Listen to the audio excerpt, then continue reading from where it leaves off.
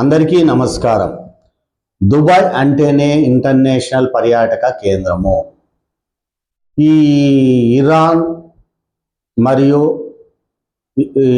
Israel మధ్యన యుద్ధం జరగకముందు కొందరు చాలామంది దుబాయ్లో వాళ్ళు ఏదో పోయేసి అలవాటు ఉంటుంది, లగ్జరీగా బాగుంటుంది, అన్ని సౌకర్యాలు ఉంటాయని, ఆహ్లాదకరంగా ఉంటుందని పోయినారు. ఈ యుద్ధం స్టార్ట్ అయితేనే ఏదో అన్ని దేశాలు కానీ ఎవరు కానీ కొద్దిగా చొరవ తీసుకొని కంట్రీస్కి వచ్చేదానికి ప్రయత్నించారు. కానీ దుబాయ్ అనేది చాలా లగ్జరీగా ఉంటుంది.